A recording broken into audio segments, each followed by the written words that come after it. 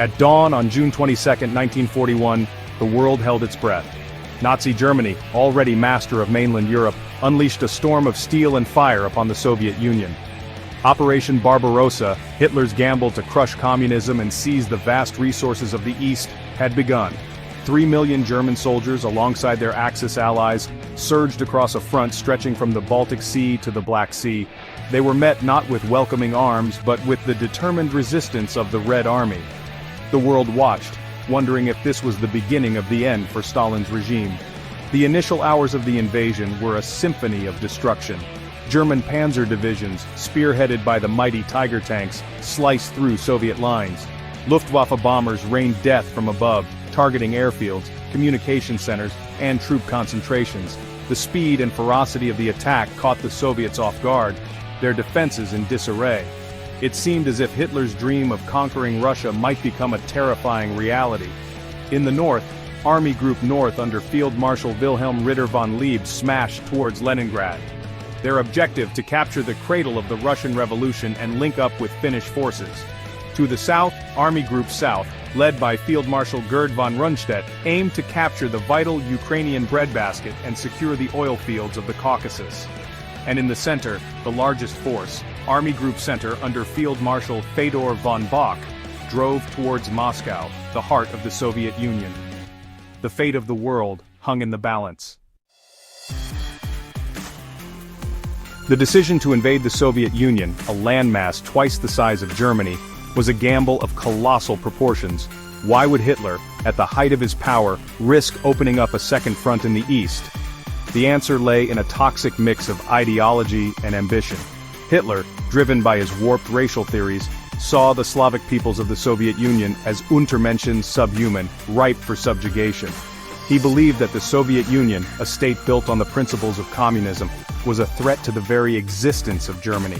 He also yearned for Lebensraum, living space for the German people.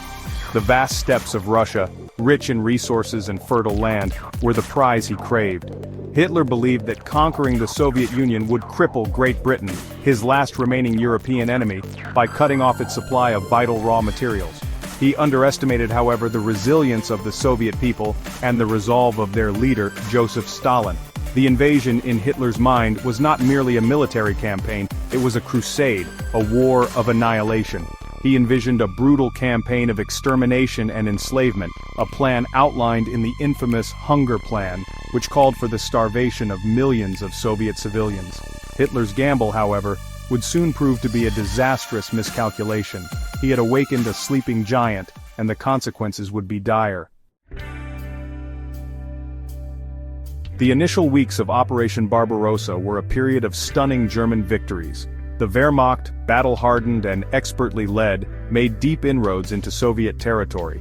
The Blitzkrieg, the lightning war strategy that had conquered much of Europe, seemed unstoppable. Panzer divisions, supported by Stuka dive bombers, bypassed pockets of resistance, their objective the swift encirclement and annihilation of the enemy. Soviet troops, poorly equipped and led by officers decimated by Stalin's purges, fought bravely but were often outmaneuvered and outgunned. Massive encirclements like those at Bialystok, Minsk and Smolensk resulted in the capture of hundreds of thousands of Soviet soldiers. Panic spread through the ranks of the Red Army as the enemy seemed to advance at will. The fall of Moscow, the nerve center of the Soviet Union, seemed imminent. Yet amidst the chaos, there were signs of Soviet resistance. Stalin, after a brief period of paralysis, emerged as a ruthless and determined warlord. He rallied his people, urging them to fight for every inch of Mother Russia. Factories in the east, relocated beyond the reach of German bombers, churned out tanks and weapons. The vastness of Russia, which Hitler had seen as a source of resources, was becoming a logistical nightmare for the Wehrmacht. As Army Group North approached Leningrad, the birthplace of the Bolshevik Revolution, Hitler was determined to make an example of the city. He ordered that Leningrad be razed to the ground, its population starved into submission.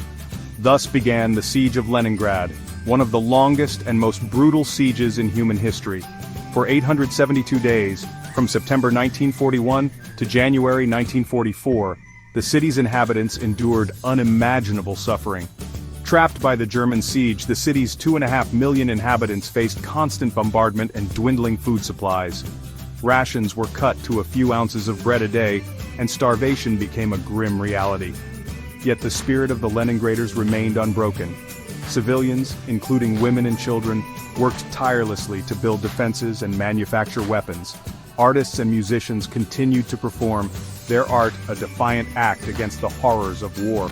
The only lifeline to the outside world was across Lake Ladoga, a perilous route known as the Road of Life. During the winter months, trucks and even horse-drawn sleds braved German shelling and thin ice to bring in meager supplies. The Siege of Leningrad became a symbol of Soviet resilience, a testament to the human capacity for endurance in the face of unimaginable suffering. It was a testament to the fact that Hitler's dream of crushing the Soviet spirit would not be easily realized.